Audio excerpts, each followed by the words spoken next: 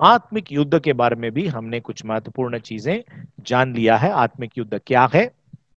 आत्मिक युद्ध तीन उसका प्रमुख शत्रु है। शरीर, जो हमारे पापी स्वभाव, संसार, दुनिया का तत्व ज्ञान और जीवन शैली, जो मसीह के तत्व ज्ञान और जीवन शैली के जो विरोध करता है, उसी को संसार कहते हैं। और तीसरा जो है शैतान और उसके दुष्ट आत्माएं। तो पहला जो है हमारे जो पापमय स्वभाव या पापी स्वभाव करके हमने जो देखा है, उसमें ये 6 महत्वपूर्ण बातें हैं। जन्म से दुष्ट आत्माएं द्वारा पीढ़ीगत प्रभाव, इच्छाएं, पैर रखने का स्थान, फिर गढ़, आदतें और आखिर में मूर्ति बन जाती है। तो पहला विजय शरीर के ऊपर, दूसरा विजय दुनिया के ऊपर या इस संसार के ऊपर, और अंतिम विजय शैतान के ऊपर। ये जो विजय मैं बोल रहा हूं, ये व्यक्तिगत एक मसीह व्यक्ति के लिए इन तीनों पर विजय प्राप्त करना जरूरी है। इसको कलेक्टिवली नहीं कर सकते अपन, सामूहिक रूप में विजय नहीं मिलता है। प्रत्येक मसीह व्यक्ति ये तीनों के ऊपर विजय प्राप्त करना है, शरीर के ऊपर, दुनिया के ऊपर और शैतान और उसके दुष्ट आत्माओं के ऊपर। ये दूसरा विजय के बारे में उतना कल मैंने आपको बताया नहीं, परंतु आज संक्षिप्त में बोलूंगा। दूसरा विजय दुनिया के ऊपर है। पहला यूहन्ना 2:16 में हमने ये पढ़ा, क्योंकि जो कुछ संसार में है, अर्थात शरीर की अभिलाषा और आंखों की अभिलाषा और जीविका का घमंड, ये पिता की ओर से नहीं परंतु संसार ही की ओर से है करके हम पढ़ते हैं। तो इसमें से 3 महत्वपूर्ण बात आती है। कामुकता या जो शरीर की अभिलाषा है, फिर लोभ है और घमंड है। ये कैसा है? जो विचारधाराएं इन तीनों को बढ़ावा देती है, मतलब ideologies which promote lust, greed and pride. ठीक है, तो इसके लिए मैं कुछ उदाहरण देना चाहता हूं। इस सेंटेंसेस को पढ़ते समय आपको उन विचारधाराओं के बारे में समझ में आ जाएगा। सभी महिलाएं एक समान या एक ही है, इसलिए एक महिला से विवाह करना व्यर्थ है, विवाह ही व्यर्थ है। मनुष्य एक सामाजिक प्राणी है, इसलिए विवाह अनावश्यक बुराई है। महिलाओं की गुलामी विवाह, ये सब कुछ महत्वपूर्ण नेताओं के या बहुत ही माना हुआ विचार है, विश्व प्रसिद्ध विचार है, जिसको मैंने अनुवाद करके आपके सामने रखा हूं। मेरा शरीर मेरी पसंद, इसलिए गर्भपात मेरी पसंद है, इच्छा है। भ्रूण मेरा शरीर का एक हिस्सा है, इसलिए भ्रूण हत्या कानूनी है। केवल लाभ मायने रखता है, अंत माध्यम का निर्धारण करता है। कल किसने देखा है, इसलिए खाओ पियो और खुश रहो, अब के लिए जियो, व्यर्थता मेरी पसंदीदा पाप है। सो ये सारे जो आइडियोलॉजीज जो आपको मिल रहा है, ये सब कुछ ये संसार के ओर से हमको मिलती है, और ये हमारे अंदर 3 चीजों की बढ़ावा देती है। मतलब हमारे अंदर में जो अभिलाषा, शारीरिक अभिलाषा, आंखों की अभिलाषा, मतलब हम अपने आंखों के द्वारा आकर्षित होकर, और फिर इस जीविका का घमंड करके पवित्र शास्त्र हमें बताता है, उस पर विजय प्राप्त करना जरूरी है। तो ये आइडियोलॉजीज के विरोध में या सही सत्य जो है उसको हमें समझकर इन विचारधाराओं को हम सामना करना जरूरी है। ठीक है, अभी अपन पढ़ने वाले अंतिम विजय, जो शैतान और उसके दुष्ट आत्माओं के ऊपर। इसमें एक बहुत ही सुंदर पैसेज है, उससे मैं शुरुआत करना चाहता हूं। मत्ती 12वां अध्याय 24 से 29। परंतु फरीसियों ने यह सुनकर कहा, ये तो दुष्ट आत्माओं के सरदार शैतान की सहायता के बिना दुष्ट आत्माओं को नहीं निकालता। उसने उनके मन की बात जानकर उनसे कहा, जिस किसी राज्य में फूट होती है तो वो उजड़ जाता है, और कोई नगर या घराना जिसमें फूट होती है बना नहीं रहेगा। और यदि शैतान ही शैतान को निकाले तो वह अपना ही विरोधी हो गया है, फिर उसका राज्य कैसा बना रहेगा। तो यहां पर इस वचन को मैं पूरा ना बताते हुए, ये चित्र में आपको दिख रहा है कि ब्लैक मैजिक, काला जादू, या इस प्रकार की जादू टोना करने वाले यीशु मसीह के पहले भी रह चुके। पुराना नियम में भी आपको ये जादू टोना वालों के बारे में परमेश्वर का चेतावनी आपको मिलता है, और नया नियम में भी है। तो यीशु मसीह क्या कह रहे हैं? एक शैतान दूसरे शैतान को नहीं भगाता है। तो यदि यीशु मसीह की बात सही है, तो जादू टोना के द्वारा या काला जादू के द्वारा जब एक दुष्टात्मा पीड़ित व्यक्ति को आप स्वतंत्र करने के लिए आप इस्तेमाल करते हैं, तो फिर ये दोनों वाक्य जो है यीशु के और अभी के जो आपके विचार है, ये दोनों एक दूसरे से विपरीत है। तो ये जो जादू टोना के बारे में या शैतान को उपयोग करके शैतान को भगाने का जो एक प्रकार की प्रथा है, विधि है, उसके बारे में कुछ चीजें मैं आपको बताना चाहता हूं। महाराष्ट्र में एक महाराष्ट्र अंधश्रद्धा निर्मूलन समिति के द्वारा 2013 में एक कानून आया है। वो अनुसूची इस प्रकार की है, महाराष्ट्र नरबळी आणि इतर अमनुष्य अनिष्ट व अघोरी प्रथा व जादूटोना प्रतिबंध व उच्चाटन अध्यादेश करके वो आया है। तो वो एक बेसिकली शॉर्ट फॉर्म में कहना है तो ब्लैक मैजिक एक्ट करके उसको बोलते हैं। तो कई प्रकार की जो साधु सन्यासी महिला है, पुरुष है, अघोरी प्रथा करने वाले हैं, जो जादू को या इस प्रकार काला जादू को इस्तेमाल करके कई लोगों की जिंदगी को नाश करते हैं। कई लोगों को लगता है कि उनको समाधान मिल गया, उनको छुटकारा मिल गया, इस प्रकार की है। तो इसके विरोध में आज महाराष्ट्र में एक कानून भी है। ये कानून के बारे में विवरण में मैं कभी दूसरे टॉपिक पढ़ाते समय बताऊंगा, परंतु ये अधिक आप जानना चाहते हैं तो इसके लिए जो केंद्र विचार है या मूल व्यक्ति है डॉक्टर नरेंद्र दाभोलकर, उनका एक मराठी मासिक भी है, मंथली एक मैगजीन है, और उनका ऑनलाइन में एक वेबसाइट है antisuperstition.org। इसमें जाएंगे तो आपको काफी जानकारी मिलता है, जो इस सारी भूत के और शैतान के इन सारी चीजों के विरोध में बोलते हैं। ओके, इसके द्वारा कई फायदा भी हुआ है। जो झूठे प्रकार के लोग हैं और लोगों को गलत रीति से अंधश्रद्धा में डुबा के रखते हैं, उनके लिए काफी लोगों को उपयोग भी है। परंतु उनकी सारी जो विचार पवित्र शास्त्र बाइबल के साथ संबंधित नहीं है, या उसको हम हमारी विचार और वो विचार अलग अलग है, कई जगहों में विपरीत है करके अपन समझ सकते हैं। ठीक है, वापस से यीशु मसीह के उस बातों पर आ जाएंगे। यीशु मसीह क्या कह रहे थे? शैतान शैतान को नहीं भगाता है। और काला जादू के द्वारा फिर क्या किया जाता है? असल में वो हमारे सामने केवल एक नाटक है। शैतान शैतान को भगा नहीं सकता है, परंतु वो एक कम से कम थोड़े से समय के लिए हमें ऐसा लगता है, महसूस किया जाता है कि सही में वो व्यक्ति को वो समाधान मिल गया। ठीक है, भला यदि मैं शैतान की सहायता से दुष्ट आत्माओं को निकलता हूं, तो तुम्हारे वंश किसकी सहायता से निकालते? मतलब यीशु मसीह के पहले भी और यीशु मसीह के समय में भी अनेक लोग दुष्ट आत्माओं को निकालते थे इजराइल में। तो वो पूछ रहे वो किससे निकालते थे? इसलिए वे ही तुम्हारा न्याय चुकाएंगे। मतलब वो परमेश्वर के सामर्थ से निकालते तो वो तुम्हारे न्याय चुकाएंगे। आगे देखिए, पर यदि मैं परमेश्वर की आत्मा की सहायता से दुष्ट आत्माओं को निकालता हूं, तो परमेश्वर का राज्य तुम्हारे पास आ पहुंचा है। यहाँ पे एक बहुत मेजर पॉइंट यीशु कह रहे हैं कि दुष्ट आत्माओं के निकालने से क्या आ रहा है? परमेश्वर का राज्य तुम्हारे पास आ पहुंचा है। मतलब ये दोनों अलग अलग राज्य है, परमेश्वर का राज्य, शैतान का राज्य। और कैसे कोई मनुष्य किसी बलवंत के घर में घुसकर उसका माल लूट सकता है जब तक कि पहले उस बलवंत को न बांध ले, और तब वो उसका घर लूट लेगा। तो यहाँ पर यीशु एक उदाहरण भी दे रहे हैं कि एक घर भर के अच्छे वस्तु है, उस वस्तु को लूटने के लिए उसके लिए जो एक रक्षक के रूप में जो रहता है, उस व्यक्ति को बलवंत करके बताया गया, स्ट्रॉन्ग मैन करके अंग्रेजी में कहते हैं। तो उसको वो क्या कर देता है? बांध लेता है, उसकी काम को रोक देता है, तभी वो जाकर लूट सकता है। ठीक है, दूसरी जगह पे इसी प्रकार की विचारता लूका 11:18 में, और यदि शैतान अपने ही विरोधी हो जाए तो उसका राज्य कैसे बना रहेगा? क्योंकि तुम मेरे विषय में तो कहते हो कि ये शैतान की सहायता से दुष्ट आत्मा निकालता है। यीशु मसीह को वहां पर कह रहे थे बेलजबूल करके, उनकी भाषा में एक शैतान के लिए एक नाम है। उस बेलजबूल के सामर्थ्य से, शक्ति से ये शैतान को भगा रहा करके कहते हैं।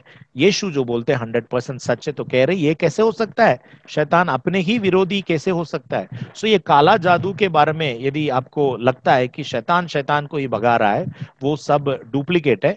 वो वैसा नहीं है कि वो असल में वो शैतान के बंधन में ही वो व्यक्ति रहता है, परंतु हमें महसूस होने देता है कि वो व्यक्ति को स्वतंत्रता हो गई है। गांव केड़े में ये बहुत ज्यादा रहता है, बोलते हैं कि फूक फाक करने के लिए लेके जा रहे हैं। तो उस विषय में अपन कभी पढ़ते समय और गहराई से पढ़ेंगे। यीशु ने क्रूस पर शैतान और उसकी सेनाओं पर विजय प्राप्त किया। पढ़ेंगे अपन कुछ वाक्य उसके लिए। इब्रानियों 2:14 में, इसलिए जबकि लड़के मांस और लहू के भागी है, तो वो आप भी उनके समान उनका सहभागी हो गया, ताकि मृत्यु के द्वारा, उसके खुद के मृत्यु के द्वारा, उसे जिसे मृत्यु पर शक्ति मिली थी, अर्थात शैतान को निकम्मा कर दे। तो यीशु के मृत्यु के द्वारा क्या हुआ? शैतान निकम्मा हो गया। पहला यूहन्ना 3:8, जो कोई पाप करता है वो शैतान की ओर से है, क्योंकि शैतान आरंभ ही से पाप करता आया है। परमेश्वर का पुत्र इसलिए प्रकट हुआ कि शैतान की कामों को नाश करे। तो यीशु मसीह इसलिए आया कि शैतान की कामों को नाश करे। कुलुसियों 2:15 में, और उसने प्रधानताओं और अधिकारों को अपने ऊपर से उतारकर उनको कुल्लम कुल्ला तमाशा बनाया, और क्रूस के कारण उन पर जय जयकार की ध्वनि सुनाई। मतलब यीशु ने इन सारे ताकतों के ऊपर जय जयकार की ध्वनि सुनाई, मतलब उनके ऊपर वो विजय पा लिया।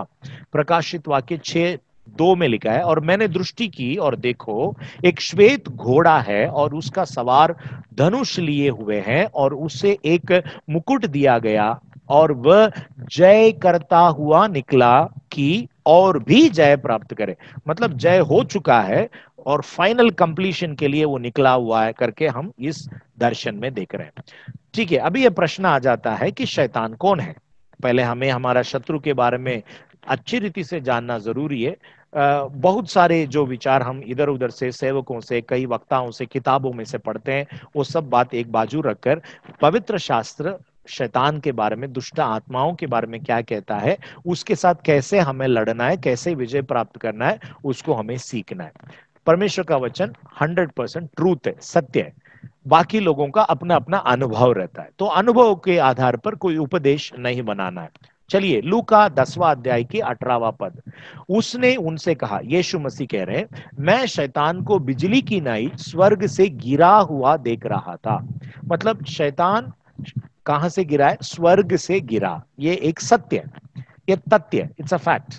कई चीजें जो रहता है बाइबल में तथ्य के रूप में, फैक्ट के रूप में, उसके लिए आपको सेकेंडरी, टर्शियरी, मतलब दूसरी, तीसरे, इस प्रकार की सबूतों को ढूंढने की आवश्यकता नहीं है।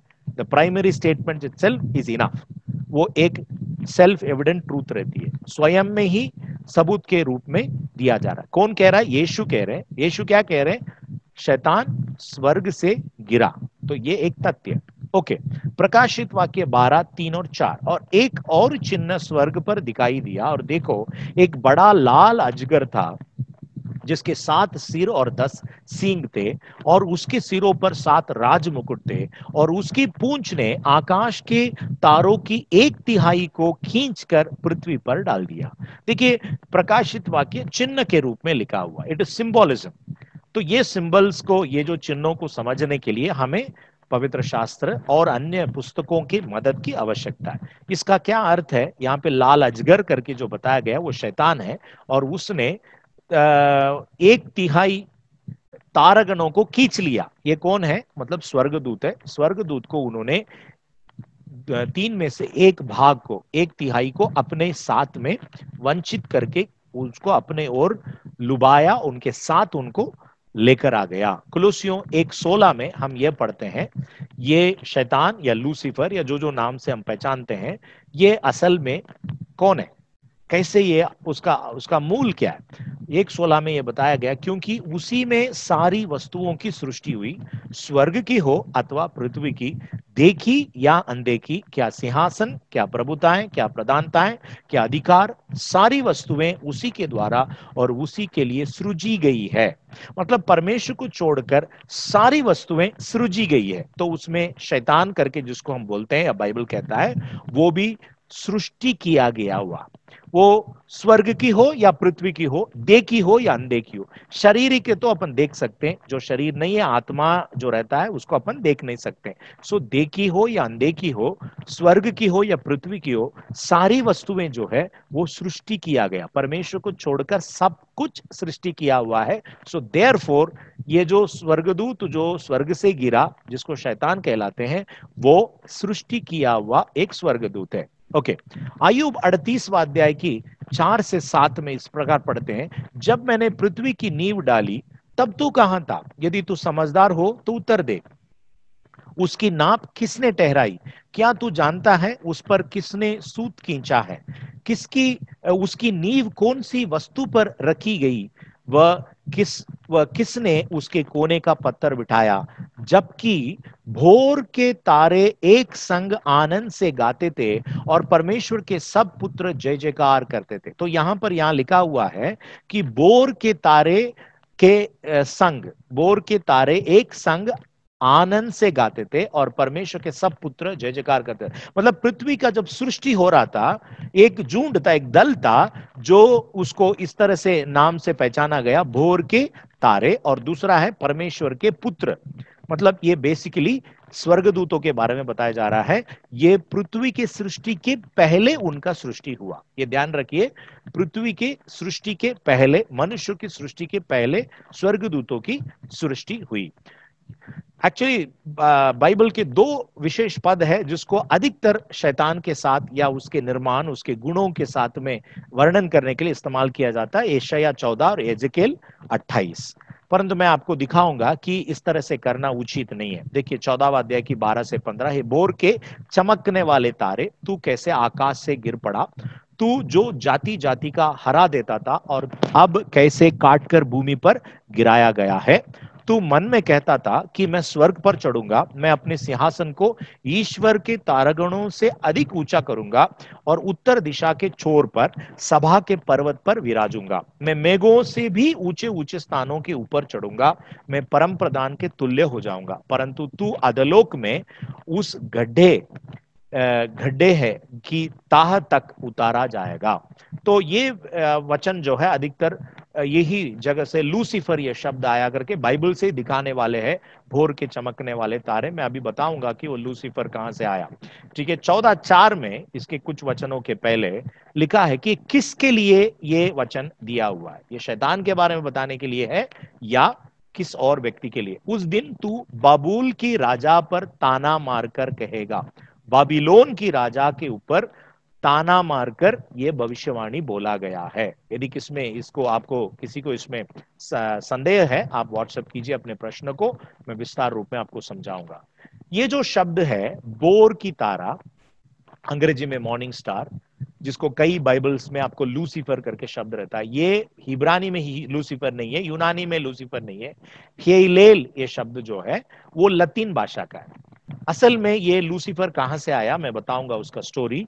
द लैटिन ऑफ 2 पीटर 1:19, दूसरा पत्रस 1:19 में लूसीफर ओरिएटर एन कॉर्डिबस वेस्टेरस, ये लतीन भाषा में वो शब्द है। The morning star arise in your hearts, Hindi में अंधियारा स्थान में उस समय तक प्रकाश देता रहता है जब तक कि पौ न फटे और भोर का तारा तुम्हारी हृदय में न चमक उठे। तो लूसीफर यह शब्द है असल में परमेश्वर को दर्शाता है, प्रभु यीशु मसीह को दर्शाता है।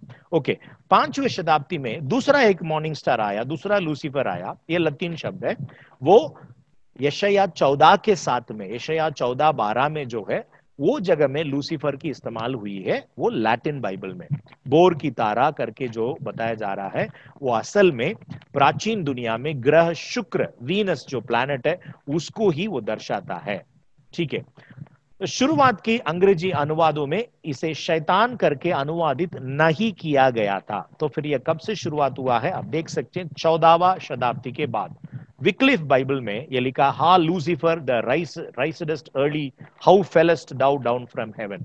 किंग जेम्स वर्जन उसी के आधार पर बनाया गया है 1611 में, how art thou fallen from heaven O Lucifer son of the morning. असल में लूसीफर यूनानी भाषा में भी नहीं है, जो पहला अनुवाद है, अनुवाद किया हुआ बाइबल है, और जो प्रथम उसकी मूल भाषा है हिब्रानी भाषा हेलेल, वो तो टोटली संबंधित नहीं है। ये लतीन अनुवाद की शब्दों को यहाँ पे जोड़ दिया गया और लूसीफर को इस शब्द से ही वो नाम मिल गया। शैतान करके जो हम समझते हैं, लूसीफर करके कैसे उसका स्पेशल नेम दिया गया, इन वचनों से आया। हेजकेल 28 उसी प्रकार, ये चाहने वाले अभिषिक्त करूब था, ऐसा लिखा है ना, तो इसलिए हम कह देते हैं कि ये स्वर्गदूत के बारे में ही बताया गया। परंतु 28:12 उसके पहले के वचन में लिखा है, ये मनुष्य के संतान सोर के राजा के विषय में विलाप का गीत बनाकर उससे कहना। मतलब ये संपूर्ण जो अध्याय है सोर की राजा, किंग ऑफ टायर करके अपन पढ़ते हैं, तो वो तो बाबिलोन की राजा, यहां पर सोर की राजा। तो ये दोनों मनुष्य थे और उसी पदों में से आप समझ सकते हैं वो कोई स्वर्गदूत या लूसीफर या शैतान के विषय में नहीं है, वो कोई मनुष्य राजाओं के बारे में ही लिखा हुआ भविष्यवाणियां हैं। सो यहाँ पे कई लोग ऐसे समझ लेते हैं कि यही एक महत्वपूर्ण जो स्टोरी है जहां शैतान कैसे बना वो हमको समझ में आता है। यदि वो नहीं है तो फिर शैतान कैसे बना हमको कैसे मालूम रहेगा। ठीक है, ये 5 महत्वपूर्ण चीज हमको इस तरह से पढ़ते समय में समझ में आता है। शैतान एक गिरा हुआ स्वर्गदूत, इट्स अ फॉलन एंजल। स्वर्गदूत परमेश्वर के द्वारा बनाए गए थे। God created all the angels. परमेश्वर ने किसी को अच्छा और बुरा करके नहीं बनाया, सबको परमेश्वर ने अच्छा ही बनाया।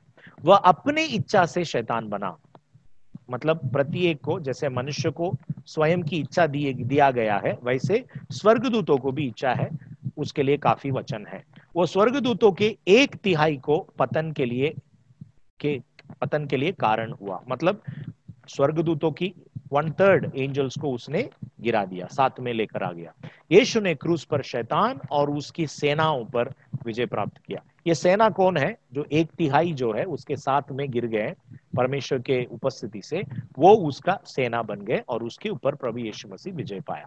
चलिए, शैतान को अनेक नामों से, अलग अलग नामों से हम लोग जानते हैं।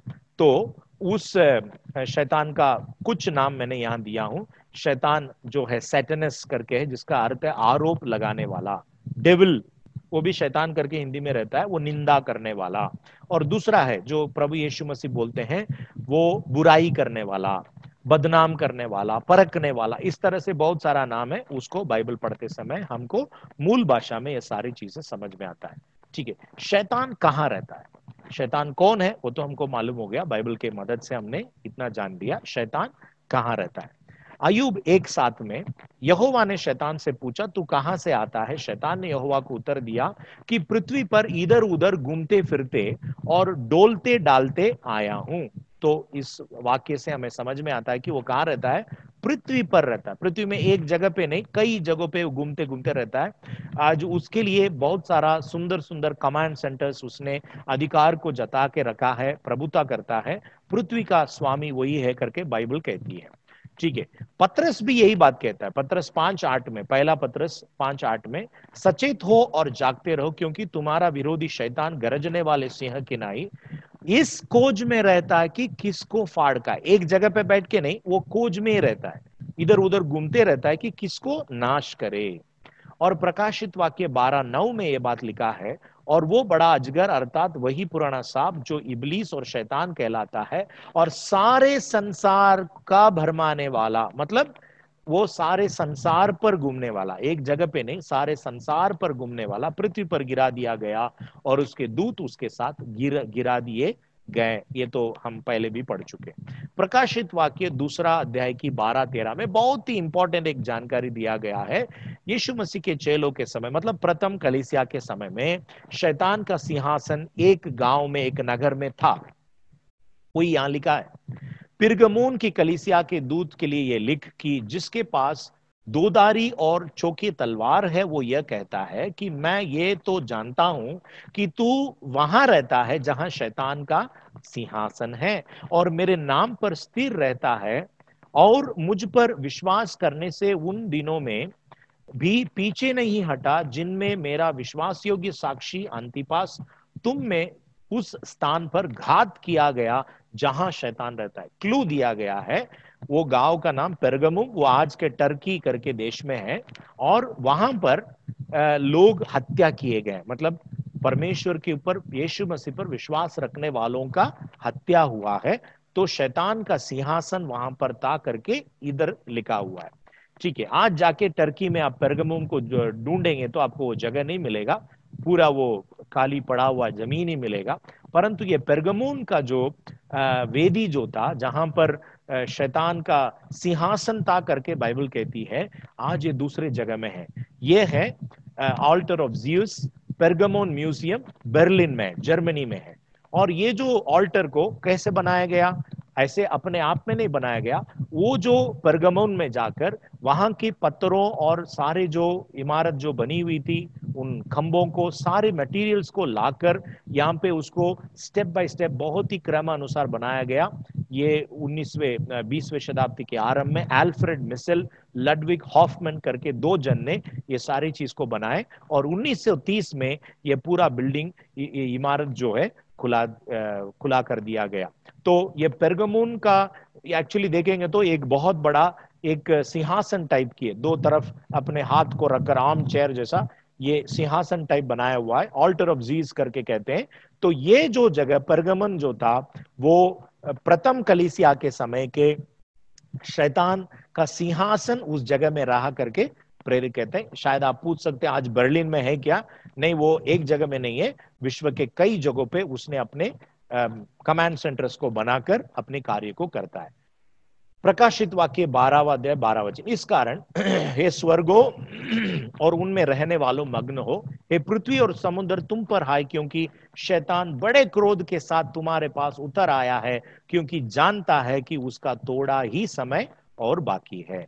प्रकाशित 2:10 में, जो दुख तुझसे जेलने होंगे उनसे मत डर, क्योंकि देखो शैतान तुम में से कितनों को जेल खाने में डालने पर है। तो जहां सताव रहता है वहां पर शैतान का कार्य अधिक पैमाने में रहेगी। ये बात को समझने के लिए ये बात मैं आपको बता रहा हूं। ओके, शैतान का भविष्य क्या है? मत्ती 25:41 में हम पढ़ते हैं, तब वो बाएं ओर वालों से कहेगा, हे शापित लोगों, मेरे सामने से उस अनंत आग में चले जाओ जो शैतान और उसकी दूतों के लिए तैयार किया गया।